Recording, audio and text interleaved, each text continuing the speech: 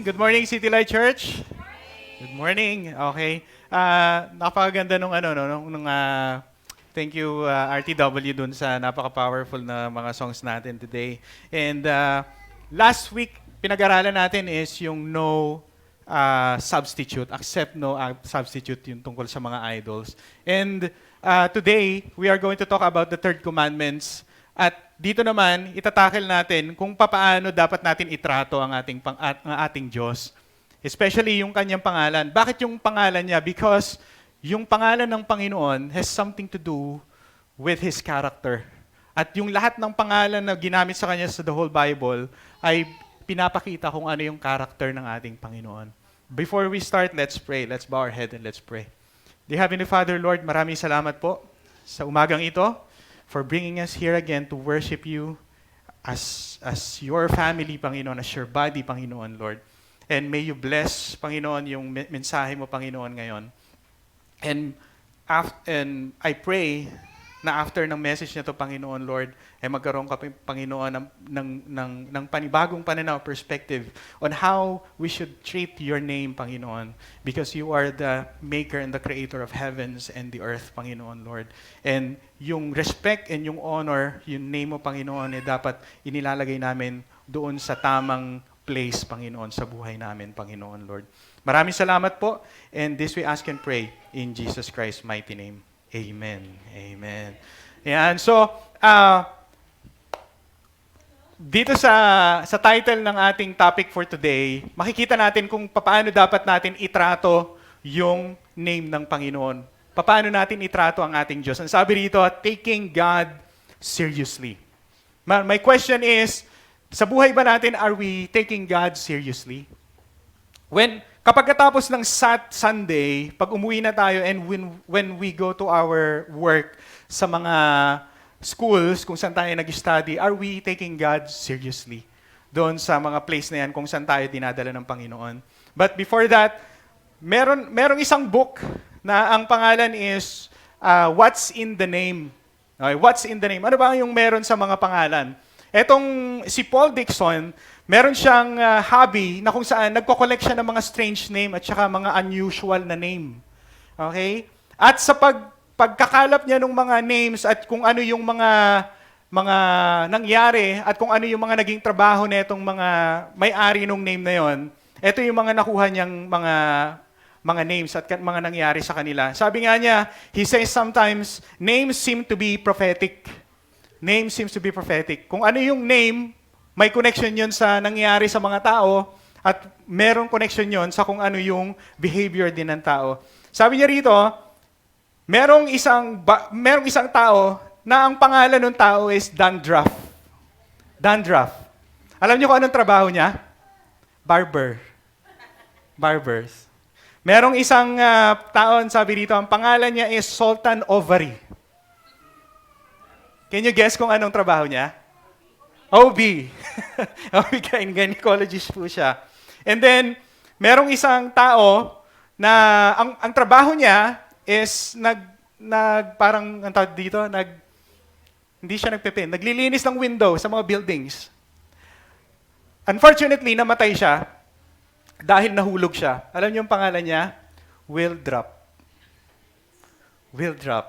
Tapos yung lastly na inano niya rito is yung dalawang name na nakasumalang sa Silya Electrica noong 1941. Ang pangalan ng dalawang sumalang na yun is Wilburn and Frizzell. Yun yung pangalan niya. Okay, yung pangalan minsan natin is somehow it affects our behavior, our perspective, at yung kung ano yung buhay din natin. Kaya sabi niya, somehow it is sometimes prophetic. Pero what's in the name? Ano ba meron doon sa name ng Panginoon natin? God says there's a lot in a name when it's His name, when we are talking about the name of God. Maraming bagay tayong maunawaan at maraming bagay ibig sabihin ng name or pangalan ng ating Panginoon. In the third commandment, sabi dito Exodus 27, He says, you shall not misuse the name of the Lord your God. Or sa ibang translation, you should not take or bear the name of the Lord in vain. Huwag natin gagamitin sa kung anumang walang kabuluhan yung name ng Panginoon. Bakit? Kasi ang name ng Panginoon, dapat nakalagay siya sa place of honor, highest place of honor, and respect. Yun yung kanyang gustong sabihin sa atin. Bakit? Bakit kaya parang para sa Panginoon, yung paggamit ng name niya is not a small deal, but a big deal. Ang sabi rito, why is God so sensitive in His name? Bakit? Kasi ang pangalan ng Panginoon, it tells something about His reputation, His character, and His authority. Tatlo. His authority or reputation first, character, and authority. Number one is it represents His reputation or our reputation. Di ba kapag nakikita natin or naririnig natin na yung kataga or yung statement na, yan, si ano na yan, kunwari si Mark, gumagawa yan ng pangalan. Di ba? Gumagawa yan ng pangalan. Sa ibang slang nating statement is pumapapel, parang ganon. Nagpapakapal ng papel. Pero, kapag naririnig din natin yung statement na ang tawag dito, yung tao na yan ay kapag maganda yung reputation niya, ano sinasabi natin sa kanya? Maganda yung pangalan niya o malinis yung pangalan niya. Pero kapag ang isang tao ay may bad na reputasyon, ang sinasabi natin, kagad yung pangalan, automatic. Ang nakikita natin, kapag nasasabi yung name ng isang tao, ang automatic na pumapasok sa isipan natin is yung reputation ng tao. Okay? Sasabi ako ng mga pangalan, pero huwag niyo na sasabihin kung ano yung reputation. Pero kung ano yung unang pumasok sa isip ninyo, yun na yun. Okay? Kung ano yung reputasyon na yun. Hitler. Okay, si President Duterte. PBBM. Villar. Di ba? Di ba, automatic kaagad yung reputation andun kaagad. So, makikita natin kung bakit gusto ng Panginoon or kung bakit ito yung third commandment ng Panginoon, kung paano dapat natin itrato yung pangalan niya. Bakit? Karugtong ng name niya ay yung reputasyon ng Panginoon. Ang reputasyon ng Panginoon, because He is good and He is the absolute good, dapat andun siya sa pinakataas. Dapat hindi siya naglalagay sa kahihiyan. Di ba? And next is it represents yung kanyang character. Yung character ng Panginoon. What you are cannot be separated from what your name is what your name is once it's identified together. Di ba? Makikita natin sa Bible na kapag tinignan natin yung mga, actually, nagkaroon ako ng interest dun sa mga names sa Bible before pa. Pero etong mga last few months, nakakita ako sa mga reels kung ano yung mga ibig sabihin ng mga ibang mga name dun ng character ng Bible. At napakaganda ng mga ibig sabihin ng mga names nila. No? Yung mga names corresponds dun sa character ng mga tao. Merong ibig sabihin ng name ay honesty. Merong ibig sabihin ng name ay loyalty. Ganito yung mga ibig sabihin ng mga name na meron sila. Okay? Pero, meron din naman mga names na binago ng Diyos sa character. Bigyan nyo nga ako ng isa na binago ng Diyos yung name niya. Abraham. Si Jacob. Sarai. Sarah. Ano pa? Di ba si Peter, pangalan niya Simon? At nung pinalitan yung pangalan nila, nagbago rin yung kanilang buhay. Di ba? From Abraham to Abraham, Father of all nation, from Jacob, kasi yung name na Jacob, somehow, meron kasi yung, tawag dito, parang pangit yung ibig sabihin. Kasi parang deceiver. So, ang ginawa ng Panginoon, from Jacob to Israel. From Simon to Peter. Okay? So, dito makikita natin na yung name ng Panginoon is attached dun sa character niya. It has something to do with His character. And number 3, it represents authority. Di ba? Kunwari, meron kang kasalanan ginawa. Okay, nakapatay ka ng tao. Okay, nakabangga ka. Kapag hinuli ka ng pulis, ang sasabihin sa iyo, stop in the name of Bugs Bunny. Di ba? Hindi naman ganun, di ba? Ang sasabihin nun, stop in the name of the law. Kasi doon sa name ng Panginoon, there is authority. So wag natin kakalimutan yan, authority, reputation, and character. Kaya when we misrepresent God, at kapag ginamit natin yung kanyang pangalan, na-misuse natin yung pangalan niya, it defames yung authority, yung character, at yung reputasyon ng ating Diyos.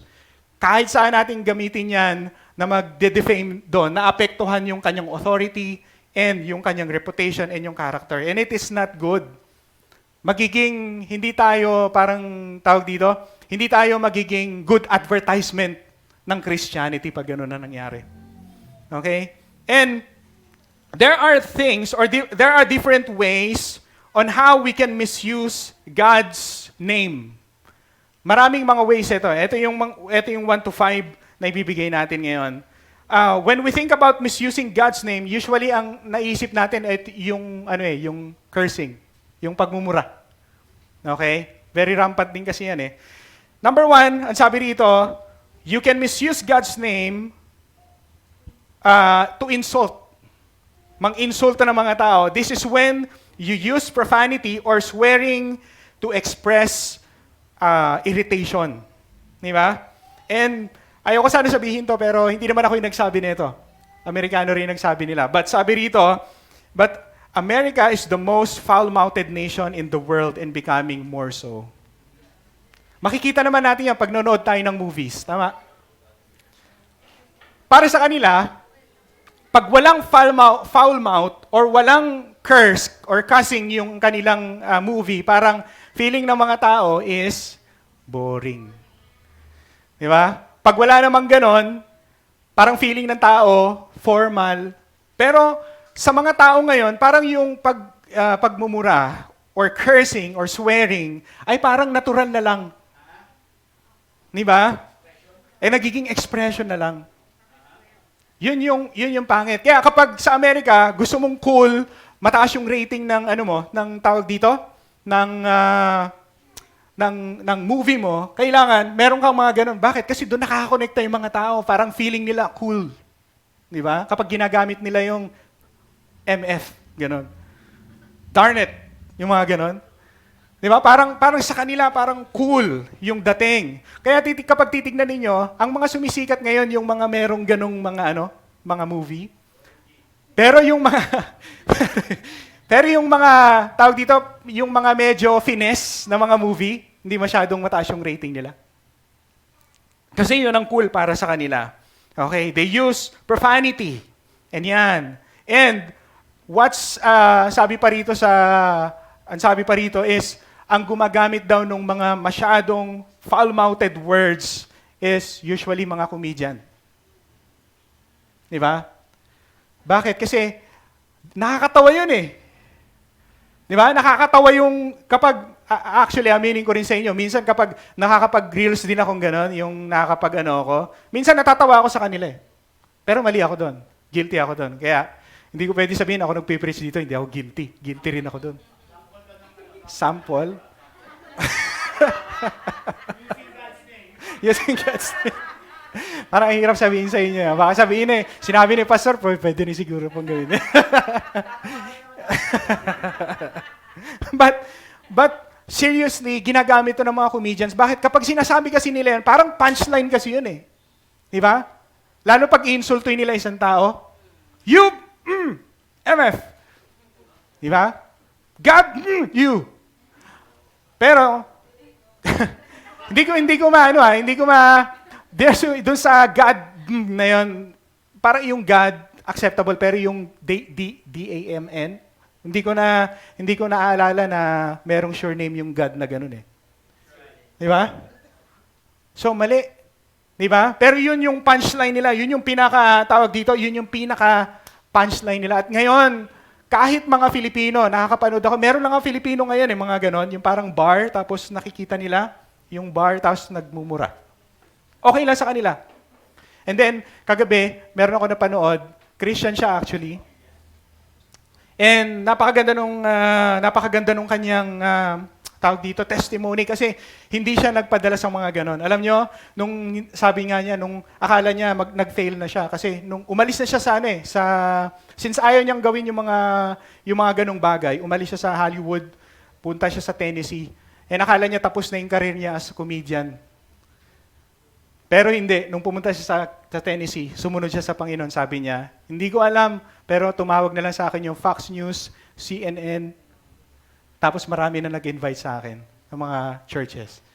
Pero yung jokes niya is full wholesome, walang mura, walang cursing na ganon. And, of course, bakit ba nagkakaroon or bakit ba ang mga tao ay nagsuswear? Bakit ba sila nagka-curse? They lack emotional control, but the main reason is they do it to impress others. Ini-impress nila yung mga tao. Di ba? Kasi parang kapag nagmura ka, parang cool ka eh. Di ba? Parang siguro ang iniisip nila pag sinabi nilang mura yung pangalan ng Lord and Savior natin is, mas supreme ako dito. Gagamitin ko lang tong pangalan as curse, pero mas supreme ako dito. Alam niyo yun, yung name ng Panginoon natin na ginagamit na mura sa ibang bansa. And hindi ako magtataka kasi meron na akong mga naririnig-rinig din dito. Kasi since tayo mga Pilipino is a great imitator, hindi naman, Pilipino as a whole. Marami na akong mga naririnig din na yung mga napapanood ko sa TV, naririnig ko sa mga movies, sinasabi na rin ng mga mga tao rito sa Pilipinas. At usually nang napapakinggan ko, mga bata. Yung mga nanonood, yung mga bata. Di ba? Parang wala lang sa kanila, parang naging expression na lang. Nakakalungkot lang kasi kapag lumaki sila, parang maging expression na lang yun sa kanila. Okay? And it doesn't make us mature or malakas tayong tao kung nagmumura tayo or we are keep on swearing or cursing and using yung name ng Panginoon in profanity. Hindi ibig sabihin nun na matured na tayo. Because even parrot, pwedeng magmura.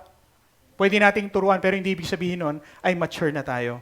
So it takes maturity to discipline your speech, especially when you are angry. You stomp your toe, you hit your thumb, a guy cuts off on a traffic, it takes discipline to not to swear. Di ba? Ako din, nagdadrive din kasi, wala akong kotse pero nagdadrive ako.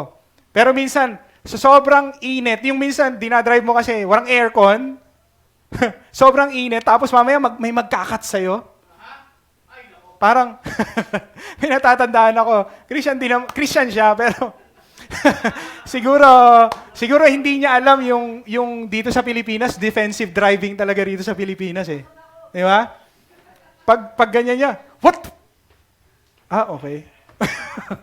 What? So hindi niya kasi alam na ganito, siguro kasi sa kung saan sila nanggaling is okay yung traffic. Flow yung traffic, maayos yung flow ng traffic. Pero dito hindi. So it takes discipline para gawin ito. And kapag ang tawag dito ngayon kasi sa Pilipinas, although yung profanity natin is hindi naman natin masyado nagamit yung salita, yung name ng Panginoon, pero ang napapansin ko sa labas, kapag nagmumura yung mga tao, parang kasama na sa buhay, kasama sa paghinga. Diba? Parang, PI, Jijo. Parang alam niyo, parang nagiging ganun na yung sistema ng mundo natin. And usually, yung tinatamaan tayo yung mga nagtatrabaho sa secular. Yun yung nagiging, tawag dito, challenge naman sa atin. Number 2, they use God's name to indulge. We accuse ourselves and we blame God. Biniblame natin yung Panginoon. Sabi rito, tawag dito, merong isang kunwari, nag-uusap-usap yung mga babae, siguro grupo sila ng mga babae. Sabi, sige, magda-diet ako kasi dadating na yung JS Prom natin, magda-diet ako talaga. O, next month na yung JS Prom, magda-diet talaga ako. And then next week, nagkita-kita sila at mas tumaba siya. Tumaba yung babae. Ang sabi ng mga kasama, akala ko ba magda-diet ka na? Kasi parang ayaw ni Lord na mag-diet ako eh. Nung Monday, birthday nung boyfriend ko. Nung Tuesday, meron namang anniversary nung mami at saka daddy ko. Anniversary nila. And the daming excuses. Diba? So, ibig sabihin, napakain talaga siya ng bongga. Kaya siya tumaba. So, sometimes we use the name of God, yung sa mga ganung bagay. And meron pa ako isang naalala, isa siyang sikat na boy band yun, hindi ko na sabihin ko anong pangalan. Sikat na boy band sila, pero somehow, yung kapag tinignan mo yung mga music, yung mga lyrics nila, yung message, somehow, para makikita mo na, uy, parang Kristiyano to ah. Pero, yung boy band, yung tawag dito, yung nagko-compose nun, is somehow kasi parang affected siya ng Christianity, pero hindi siya Christian.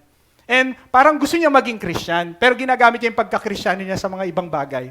And sabi niya, nung in-interview siya, sabi niya, nung isang, gusto niyang i-prove na totoo ang Diyos, sabi niya nung natutulog siya, Lord, pwede bang patayin mo yung ilaw para sa akin? Di ba? Yung mga nonsense na gano'n ginagamit, buti na lang, hindi pinatay ni Lord yan, baka mamaya hindi na rin siya nagising. Di ba? Sa mga bagay na mga gano'n, of course, ba't papatayin ni Lord yung ilaw? Binigyan nga tayo ni Lord ng kamay para patayin yung ilaw. Di ba? Hindi gagawin ng Panginoon, alam, ang papasunodin natin ng Panginoon. Ha? Okay, so God, sabi pa dito, God didn't want me to clean up the living room today. Yun yung mga excuses. I didn't feel led to get out of bed. God gets the blame for so much sa mga ginagawa natin. Na-experience ba natin yon? Yung parang may interview tayo, ay, nasira yung ko, hindi nila ako pupunta doon. Parang ayaw siguro ng Panginoon yun para sa akin. Di ba? Nami-misuse natin yung name ng Panginoon and we blame God for those happenings. Number 3 is using God's name to intimidate. Okay, itong intimidate na ito, syempre, pag sinabing God's name, dito yan sa church, sa Christian circle, hindi dun sa labas. Okay? Naka-experience na ba kayo ng mga nang i-intimidate ng mga Christians? Some people are pros to this. Okay, sabi rito, they say, God told me that you should do this. Okay, God told me that you should do this. God told me na eto, ilabas mo yung na i-donate mo, mag-donate ka ng ganitong klaseng amount dito, and God will bless you. Itaas nyo ang inyong mga wallet at iwagayway ninyo. And God will fill your wallet. Yung mga ganun. Pero wala akong narinig na ganun sa Bible, na ganun yung sinasabi. That is, that is an intimidation. Bakit? Kasi baka hindi naman ready yung sinasabihan mo na magbigay siya, mag-donate. Kasi kung ang tao gusto niya talaga mag-donate, kahit hindi mo sabihin yan, pag nakita niya yung kulang, sabihin niya, Pastor, eto yung donation ko. Eto ba, magkano ba yan, Pastor? Di ba? TV. Bakit? Kasi nakita ko yan even before. Dito, nakita ko din yan dito. Nakita ko din before. Kapag gusto ng tao, pag nakita ng tao, Pastor, kailangan ba natin ng tawag dito? Naalala ko before, may mga nag-a-approach. Siyempre, nung una, wala silang trabaho wala silang maibigay Pero nung nagkatrabaho na sila, ang sabi nila, Pastor, ano bang kailangan natin? Kailangan ba natin ng lights? Bili tayong lights. Pastor, may magdo-donate ako. Tapos yung isa, dahil may lights na, hindi na magamit yung lights yung full potential ng lights. Pwede siguro magamit kasi, pero parang mamanualin mo pa. Ang sabi nung isa, kailangan ba natin lights controller, Pastor? Nag-donate din siya for that. Hindi mo kailangan intimidate yung tao dahil magbibigay ang tao, lalo na kapag pinagpapala ng Diyos yung tao na yan. Okay? So, ito yung mga makikita natin ng mga intimidation before. And hindi lang yan yung mga intimidation Marami ding mga klase ng mga intimidation, and isa sa mga intimidation ito sa mga mag-asawa din. Okay? So far, hindi ko pa naman to na-experience, pero wag naman sana. Okay.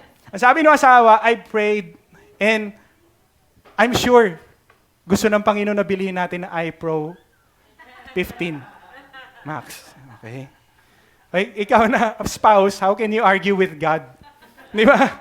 Sabihin niya, I'm sure gustong pibiliin to ng Panginoon sa atin. Mag-argue ka pa ba? Yun ang gusto ng sinabi, pinag-pray daw niya O, di ba? Kaya alam niyo na kung ano yung secret, kung gusto niyo mabili, kung ano yung gusto niyo makuha, gusto niyo. So that is an intimidation. Okay? Sa outside world, ang tawag nila dito is forgery. Gagamitin mo yung name ng isang tao para makuha mo kung ano yung gusto mo.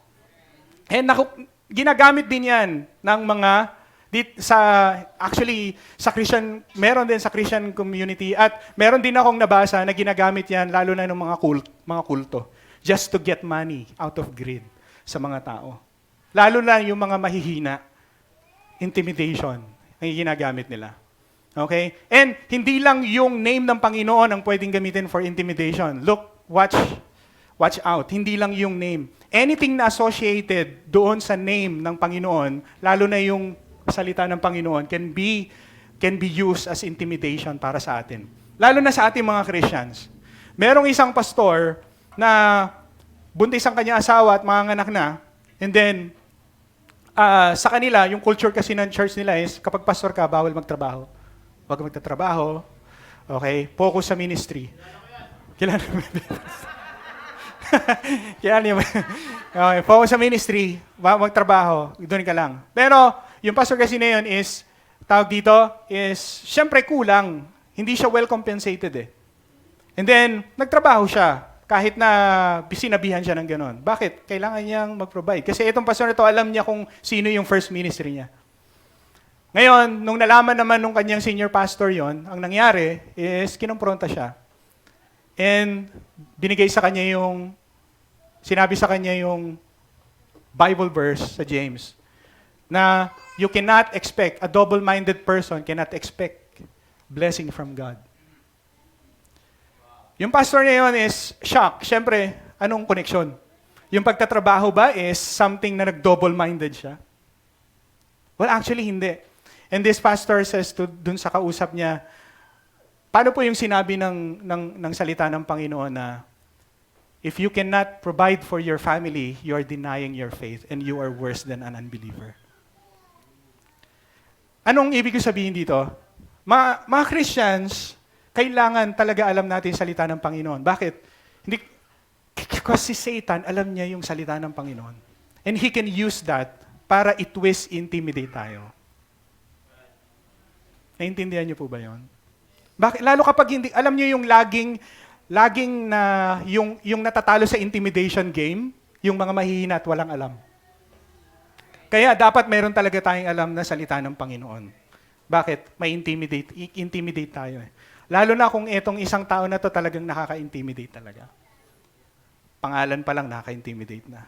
Tayo pa lang nakaka-intimidate na. Baka hindi ka na makatingin sa kanya once na kinausap ka niya. At masabi mo na lang lagi, yes, yes, yes.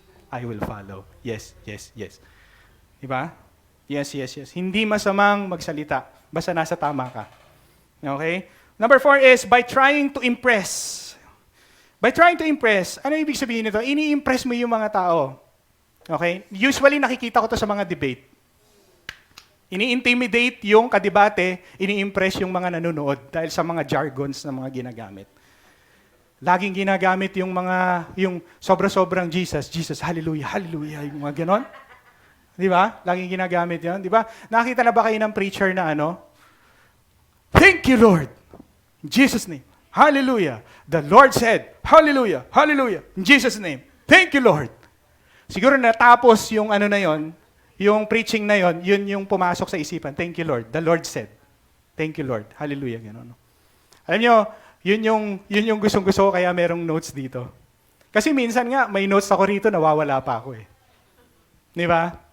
Yun yung importansya ng may notes tayo. Pero hindi ibig sabihin na pag lagi nating sinasabi yun, ibig sabihin na super spiritual naman na tayo. Di ba? Meron pa, yung term na kung mahilig kayo sa mga mag-aral mga doctrines, siguro ma-encounter nyo yung term na the grace, the doctrine of grace. Pag sinasabi, alam nyo, wala akong problema doon sa doctrine of grace na yon, pero doon sa nagsasabi, baka meron akong problema. Alam nyo kung bakit? Kasi meron akong, nagtatrabaho ko sa call center before, and nalaman nung ikatrabaho ko na Christian ako. And, linarpitan niya ako. Sabi, Christian ka daw? Opo, Christian. Saan ka nag-church? Dito po ako, sa Urban Light po ako nag-church. Kasi Pasay pa ako before. And sabi niya, anong denomination kayo? Baptist po ako, sabi ko.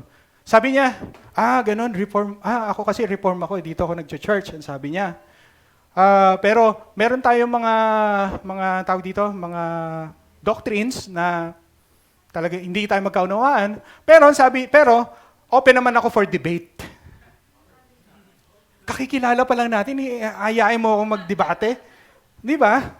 Kaya I don't have a problem with the doctrine of grace, pero minsan yung mga nagsasabi nun, doon ako may problema. Kasi parang nagiging unethical na yung nangyayari. Parang, ang tawag dito, he's trying to impress na mas magaling ako sa'yo. Yan. Mas okay yung doktrina ko kaysa sa'yo. Parang gano'n. So, ganun yung nangyayari. To intimidate and to, tawag dito, impress people. Okay? Paggamit ng mga jargons na yan, yung mga jargons na yan, alam ba natin na gagamitan tayo ng mga word na anti-Semitic, anti-Pelagian. Di ba yung mga words na gumagamit? Minsan, ginagamitan tayo ng mga ganon sa mga kapwa natin, mga Kristiyano, minsan para intimidate tayo. Para sa pagmukain siguro tayong, ay, walang alam. Pero kapag dinefine nyo naman yun, maintindihan naman namin. Kaso, merong mga tao talaga na gusto lang magpa-impress. Dahil sa mga jargon words, akala nila, nai-impress yung ibang tao. Pero, words are cheap. Hindi dapat tayo ma-impress sa word kung hindi sa lifestyle ng isang Kristiyano. Kahit gaano kalalaki, kabibigat yung mga jargon words na ginagamit, pero kung ang lifestyle ng Kristiyano ay hindi tugma dun sa kay Jesus Christ, sira. Kahit sabihin natin, doctrine of grace. Pero nakipagdebate ka, sa bagong ka, nawala yung grace mo kasi gusto mo makipagdebate.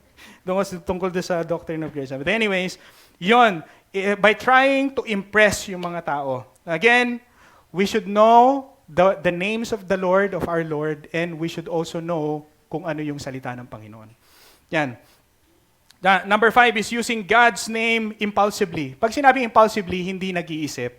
Usually, nagagamit natin ito kapag tayo ay, tawag dito, nabigla, na-surprise, natakot, ma-fear, nagkaroon tayo ng feeling na, parang ganon.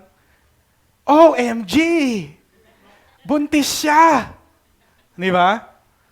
And it's, yung ano pala na yun is yung using the name of God in vain. Oh Lord!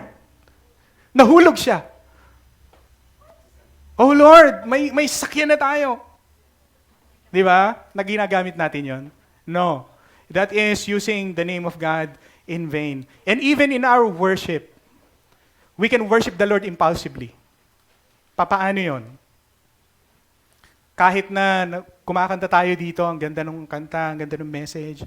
Jesus, lover of my soul. Jesus, I would never let you go. Pero yung utak mo nasa Apari. Di ba? Yung utak mo nasa Siargao. Yung utak mo kung nasaan-saan. Pwede, sa koron. Kasi maganda yung koron eh. Di ba? Hindi ko sinasabing wala akong sinasabi rito kasi ako na-experience ko yun eh. Yung kahit gaano kaganda ng song, pero ano kayo ginagawa ng mga barkada ko dun? Siguro nagkakasaya na sila doon. Sayang naman yung binigay kong pera. Di ba? Minsan we can worship impulsively. Bakit? Kasi although andun na tayo sa place of worship, nandiyan na yung pastor, nagsasalita na, pero tayo, nasa work yung utak natin. Again, we are all guilty dito. Kasi ako nangyayari din sa akin to eh. Pero kung nasaan yung worship natin, kung nandun tayo sa worship, be there. Kung nandun tayo sa kantahan, be there. Kung gusto mo kumanta, kung gusto mo magtaas ng kamay, be there. Okay? Wag yung utak natin nasa iba. And even in our prayer, nangyayari din to sa prayer natin, yung parang nagpe-pray na lang tayo, parang wala na. Bakit? Example, my personal testimony ulit. Bata pa ako, siguro mga 4 years old, 5 years old, nagbabasa na ako ng Bible. Pero, syempre, hindi ako Kristiyano noon. Alam niyo kung paano ako mag-pray before? Nagpe-pray ako ng Our Father, Ama namin, kung ilan yung taong pinagpe-pray ko. Pagpe-pray ko sarili ko, pagpe-pray ko yung mother ko, father ko, lola, auntie, kung 10 kami, lahat yon pagpe-pray ako ng 10 ama namin. 10 ama namin. Ang gagawin ko, then, syempre, nung una, okay, sige, ama namin, ganyan. So, imagine niyo siguro, kulang-kulang 1 oras magpe-pray ako. Ganun yung ginagawa ko. May Aba Ginong Maria pa. 10 ulit. Di ba? So, alam niyo yan, yung daily na ginagawa kong yon, minsan, sabi ko sa sarili ko, para sa akin to. Nasa na ba ako? Nasa pang-6 na ako. Alam niyo, nagpe-pray na lang ako. Wala namang masama dun sa Our Father eh.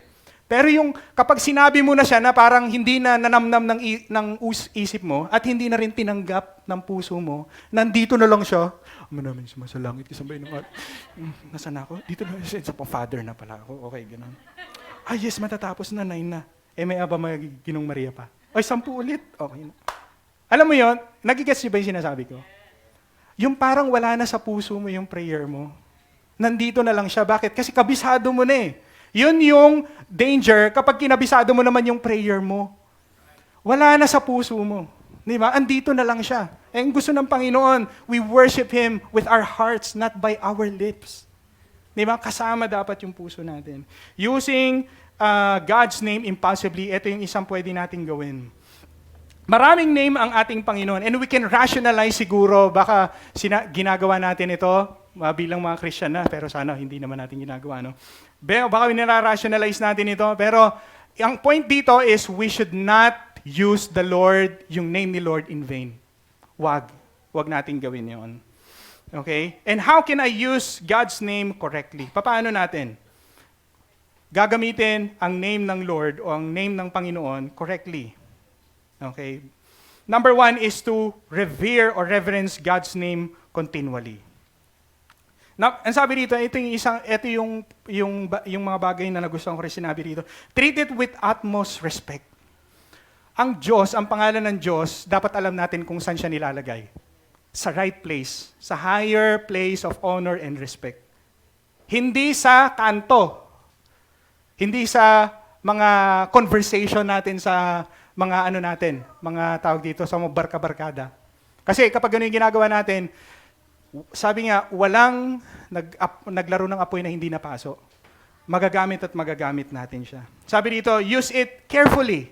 Iisipin natin kung paano natin siya i-construct, kung paano natin siya sasabihin. Kung tama ba ito, dito natin sasabihin sa place na ito or sa time na ito. Tama ba? Use it lovingly. Paano ba natin gamitin yung name ng Panginoon in a loving way? Use it lovingly and use it as an act of worship. At sa tingin ko, ito yung magandang gamitin ang Panginoon, yung name ng Panginoon, if we worship the Lord. Di ba? You use the name of the Lord, lalong-lalo na dun sa Our Father in Heaven. Ang ganda nung una niya. Di ba? Our Father in Heaven, dun ka agad sa Diyos, hallowed be thy name. Ibig sabihin, respect, revere, reverence, and honor. So kapag nagpe-pray tayo, meron tayong pattern doon. Yung first pattern na yon is, itataas natin ang ating Panginoon sa prayer natin. Our Father who art in heaven. Reverence in God's name. No, the challenge is para dito sa mga nagtatrabaho, kagaya yung sinabi ko kanina. Dahil syempre, secular yung pinagtatrabahuan natin. Nakakarinig talaga tayo niyan. Tama? Di ba? Yung mga talagang to the bones, yung mga cursing. Yun, makakarinig talaga tayo dyan. And ano naman yung dapat nating gawin? Alam nyo, may personal testimony again, isa-share ko lang sa inyo. Nung nagwo-work din ako, ganyan din. Marami. Siyempre, hindi naman mga Kristyano yung mga yun. Pero may mga babait, pero nagmumura. Pero meron din yung mga hindi mabait, nagmumura sila. Ang napansin ko dyan is, nung ang ginawa ko nung pumasok ako doon, hindi nalaman nila na Kristyano ako. Nung nalaman nila na Kristyano ako, and nakita naman nila na seryoso ako. Although hindi ako perfect. Pero nakita nila na seryoso ako sa pagiging Kristyano ko.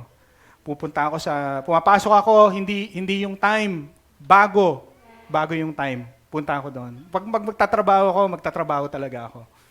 Okay? Nung nakita nila na seryoso ako sa pananampalataya ko or sa belief ko sa Panginoon, alam nyo, nung nalaman nila na Kristyano at seryoso ako, yung nangyari sa amin, pagpapasok ako doon at kakain ako, andun sila. Sasabihin nila, uy, andyan na si pastor. Pero hindi pa ako pastor noon. Bawal na magmura. Uy, bawal na magmura. Andyan na si Kuya Gerald. Bawal manamagmura. Tapos, kapag siyempre, minsan, siguro, nakangati na siguro yung bibig. Lumalabas, magsusorry sila sa akin. Sa totoo lang, ganun yung nangyari. So, sa tingin ko, ang pwede nating talagang gawin pag ganitong sitwasyon is dun sa workplace natin is patunayan natin na seryoso tayo dun sa pananampalataya na meron tayo sa Diyos. Kasi, bakit nila ginagawa yon? Kasi wala sila, parang feeling nila hindi totoo yun yung Diyos. Bakit? Feeling nila hindi totoo kasi walang sumasabotahe sa kanila. Pero kapag nakita nila na itong tao na to, parang seryoso to sa Panginoon. So ibig sabihin, totoo yung Diyos nila, pinanampalataya. So irerespeto ko yun. Sabi ni Mahatma Gandhi, I love Christ, I love your Christ, but I hate your Christianity. Kasi, merong mga tawag dito actually sa pangalawa yun, pero ngayon ko lang sinabi. But anyways, isa sa mga makikita natin yun. And, isang challenge para sa ating mga Christians, syempre hindi natin to magagawa dun sa mga strangers na magsasabi nito. Pero isang challenge for us is, dun sa circle natin, pag nakita natin na ginagawa itong bagay na ito, dapat sinasabihan natin sila. Dahil kapag di natin sila sinabihan, akalain nila okay lang. Okay? And I'm guilty of that as well. Kasi bagong Kristiyano ako, nakikita ko yung mga ibang mga Kristiyano, kung ano-ano yung mga pinagsasabi-sabi nila. Pero mali ako doon. I should have said to them, told them na mali yung ginawa nila. Pero my mistake, kasi wala akong lakas ng loob. Yung mga strangers, okay lang, hindi ko sasabihan. Kasi, why? Because etong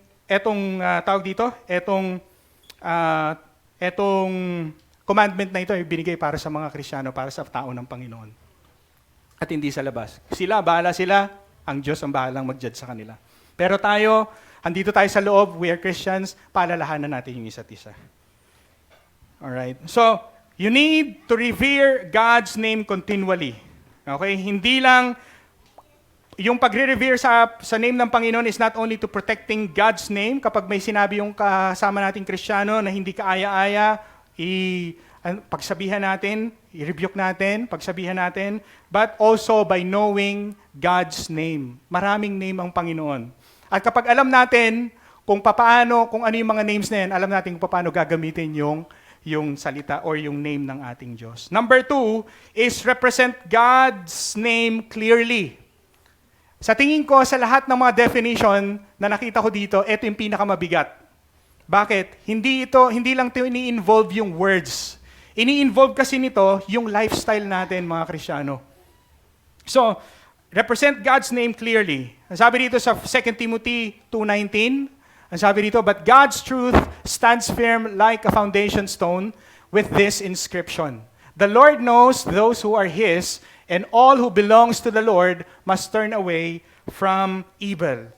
A person who calls himself a Christian should not be doing things that are wrong. Our lifestyle can misuse the name of God. Yung lifestyle daw natin can misuse the name of God. I think ito yung pinakamabigat At kung ito yung pinakamabigat, guilty tayo lahat dito. Dahil hindi naman tayo perfect. Kaya malaking pasasalamat ko kasi andiyan si Jesus Christ Gumawa ang Panginoon ng way para sa ating lahat ng mga Kristiyano, mga tao. Kasi kung hindi, lagi natin tong nabe-break kahit Christian tayo. Lagi natin to nabe-break. Our lifestyle can misuse the name of God. If you call yourself a believer, act like one. Diba? If you call yourself a Christian, then act like one. Maaring, sabi dito, meron dalawang reason kung bakit hindi nagiging Kristiyano ang tao. Yung una, kasi hindi pa siya nakakita o nakakilala ng Kristiyano. Pangalawa, ay nakakilala siya ng Kristiyano, pero same lang sila ng lifestyle, yung iba worse pa. Kaya, yun yung sinabi ko kanina si Mahatma Gandhi. Alam mo, hindi ko alam kung siya nagsabi nun, pero Indian din yun. Hindi ko alam kung in-echo lang nila. Sabi, if only Christians are consistent, ang sabi niya, all of the Indians became Christian. Dahil, syempre, since we are not perfect, meron talaga mga Kristiyano na sinasabi lang nila na Kristiyano sila, pero by mouth. Pero yung lifestyle hindi tugma doon sa confession nila. Kaya ito yung isang challenge natin ng mga Christians. Ano? Kaya be aware, be careful of our testimonies, of our lifestyle. Be careful of our lifestyle. Bakit? Kasi baka mamaya ito yung nagda-drive out sa mga tao para hindi kumilala sa Panginoon. Kasi baka mamaya sabihin nila, magkapares lang naman kami ng buhay eh. So, siya nagpupunta ng church, ako kahit di ako pupunta ng church, okay lang. Siya may 10 commandments, ako wala akong 10 commandments. So, okay lang sa akin. Siya, binebreak niya yung 10 commandments niya. Ako wala akong binebreak. Parang ganun yung nangyayari. Siguro naging ganun yung pag-iisip nila. So, we must represent God's name clearly. Okay? And last dito sa 2, meron pa tayo isa. Pero sabi rito, as a gentle reminder, Christians, you should be careful about your slang. Slang words. Bakit? Tawag dito, hindi ko sinabing hindi ako nagmumura. Okay? Nakamura na rin ako before. And tawag dito, yung first time na nagmura ako, siguro, kung maalala ko yon 5 years old ata ako noon. Yung mura ng ng Ilocano. Ilocano yung tatay ko eh. Hindi ko na sabihin. Pero ko doon, nasabi ko yun. Pero alam niyo, wala naman talaga akong mumurahin noon. Parang na-curious yung bibig ko. Sinabi ng bibig ko, na-curious din yung kamao ng tatay ko. Nag-meet sila. Simula noon, sabi ko sa sarili ko, hindi pala maganda magmura. Lalo pag Ilocano. Pag Ilocano mo. Pero hindi ko sinabing hindi ako nagmura, pero lumaki ako hindi pala mura. Bakit? Yung father ko kasi, pulis yun eh. Kaya takot ako sa father ko. Kaya siguro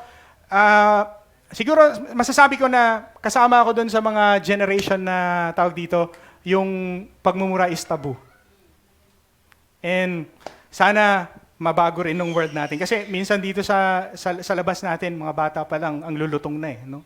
Lulutong, parang pag nagmura sila, parang kumain ng chicharon.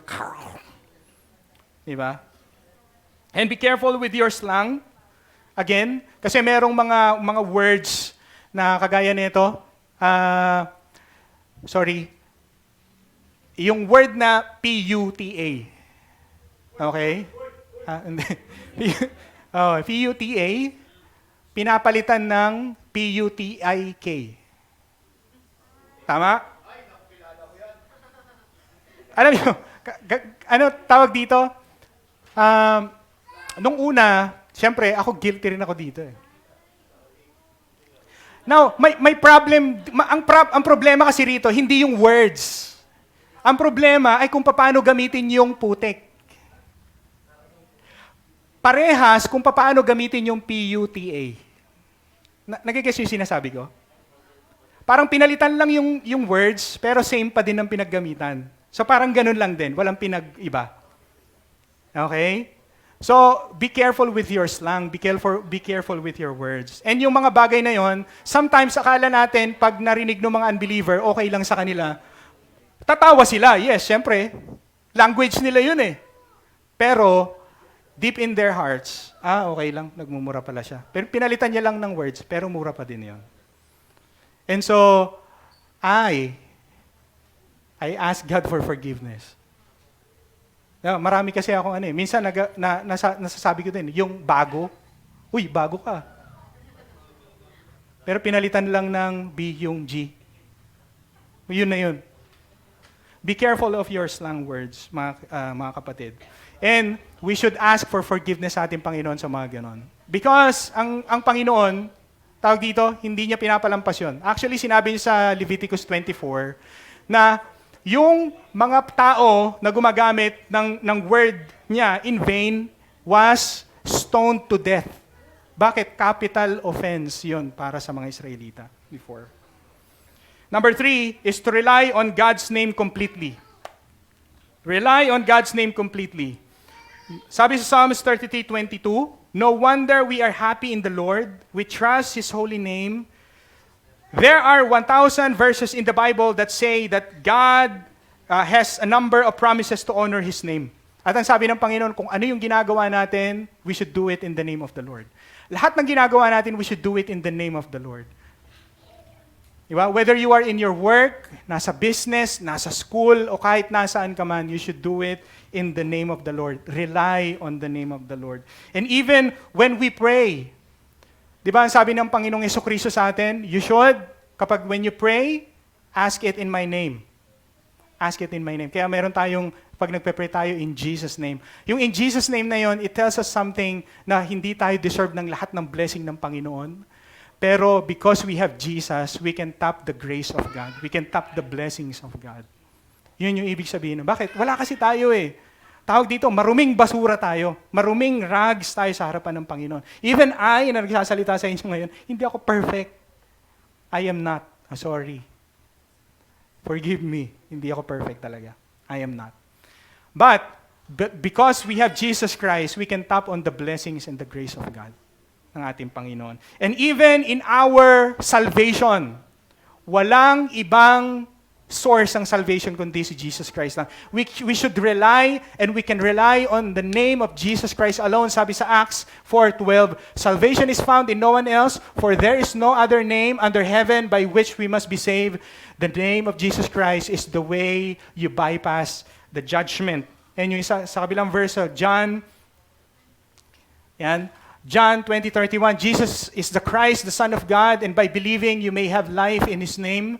Circle the life, circle yung life. You can pass from death to life, from judgment to forgiveness by His name. And the bad news is, lahat tayo transgressor ng Ten Commandments. At even I, transgressor nung third commandment. That is the bad news. At ang bad news nun, it is a capital offense. Siniseryoso ng Panginoon yon. But the good news is, we are forgiven because of the blood of Christ. We transgress doon sa 10 commandments na yon, but because of Jesus Christ, pinatawad tayo ng Panginoon. And we should be thankful. Pasalamat tayo sa Panginoon. And we should not do that again, and we should honor the Lord. We should take the name of the Lord seriously. Seriously. We should take the name of the Lord seriously. Ito yung kailangan natin gawin. Now, syempre, since we have this mouth, we have this tongue, na hindi mapigilan minsan, kailangan natin gawin is mag-pray tayo sa Panginoon to change our heart and change our tongue. Bakit? Kasi yung pagmumura is just a surface issue. Pero ang totoong issue talaga ay yung nasa puso. Nasa heart talaga. Lagi kong natatandaan yun si Pastor Dan, yung nasa camp. Yung lagi niya sinasabi yun all of the problem is heart problem. Is a heart problem. Lahat ng issue is heart problem. Tama siya doon. Kasi sinabi rin sa Bible yun Kung anong lumalabas sa bibig, galing sa puso. Yun yung sabi niya. Lagi kong natatandaan yun. Pag nakuha ko yung statement niya, lagi natatandaan si Pastor Dan, yung sinabi niya yun sa camp. Way back 2011 pa ata yun. So, tawag dito, kapag ang puso ng tao is full of anger, bitterness, ano pa ba? Bitterness, anger, ano pa? All of the negative na mga bagay or negative emotions.